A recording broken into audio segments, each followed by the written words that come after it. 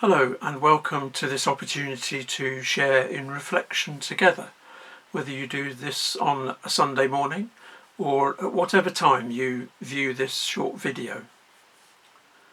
Our Bible reading today comes from the Gospel of John chapter 10 verses 1 to 10 and links into the Worship at Home resource, which is on the Northampton Methodist Circuit website, and follows on from the material written by Linda Leathersich on the Worship at Home material for today. But just a few verses from John chapter 10. Jesus says, "I am the good shepherd. The good shepherd lays down his life for the sheep. The hired hand, who is not the good shepherd and does not own the sheep, sees the wolf coming and leaves the sheep and runs away. And the wolf snatches them and scatters them. The hired hand runs away because the hired hand does not care for the sheep. I am the good shepherd. I know my own, and my own know me. Just as the Father knows me, and I know the Father, and I lay down my life for the sheep. I have other sheep that do not belong to this fold. I must bring them also, and they will listen to my voice. So there will be one flock and one shepherd."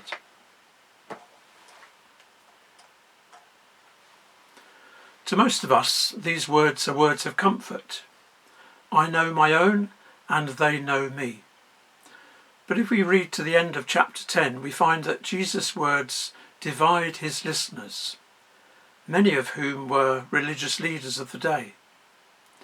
So much so that in verse 31 we read that the Jews took up stones and intended to kill Jesus. Perhaps they saw a connection that Jesus was making between them and the hired hand, who actually had little interest in the sheep. His interest was not in the sheep, but what he got paid. He was not interested in the sheep themselves and building relationship with them. This was not the owner of the sheep. When the hired man saw the wolf coming, he runs away and won't risk danger. In fact, the Jewish teachings of the day lay down certain rules about how a hired man can operate. If one wolf attacks the flock, the hired man is required to defend the flock. However, if two wolves attack the flock, that's counted as an unavoidable accident, and no blame will be put on the hired man for any damage that may be caused to the flock. Tough on the sheep, but that's okay because the hired man has a get-out clause. Jesus, however, is not just a good shepherd, one among many as it were, but the good shepherd. There are no conditions with Jesus, the Good Shepherd.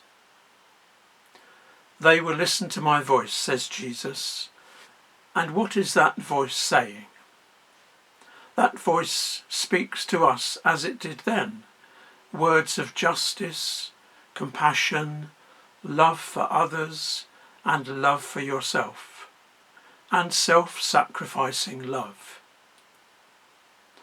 But as there were in Jesus' day, there are many competing voices for us.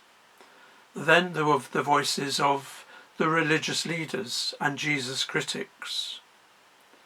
Now there are the false voices which we hear, some which blame God for the COVID-19 virus in a similar way to those that see other tragic events such as tsunami, flood and famine as some sort of divine retribution. And with so many false voices around, and questions in our hearts, we're reminded of the Christian responsibility to be Christ-like in our proclamation of the truth, and not speaking from a pride which seeks to hold on to what we have and to make it exclusive. The difference between the hired man that Jesus refers to in the passage and himself is a personal relationship, one which Jesus offers even to the extent of offering his own life, laying it down, as he says, in verse 11. So let me just conclude by asking two questions. And I'll attempt to answer them for myself as well, but I'll leave you to ponder on them for yourselves. What kind of relationship do you have with the Good Shepherd Jesus? I was asked once, do you believe God takes control of your life? And I had to think really hard before answering. And as is so often the case, it wasn't a short answer.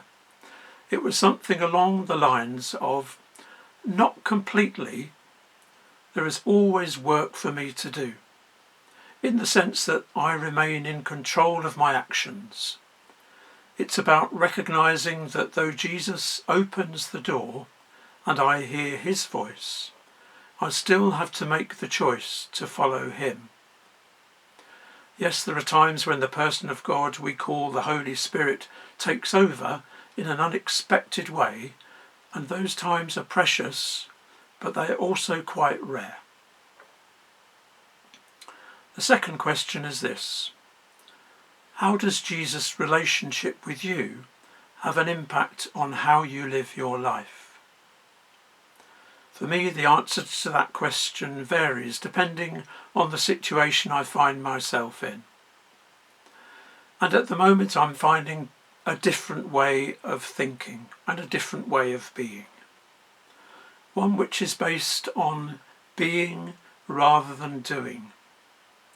It's not that I have stopped doing things, it's just that I'm spending more time reflecting on why I'm doing them.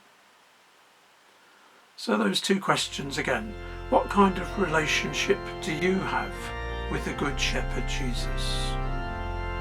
And how does Jesus' relationship with you have an impact on how you live your life?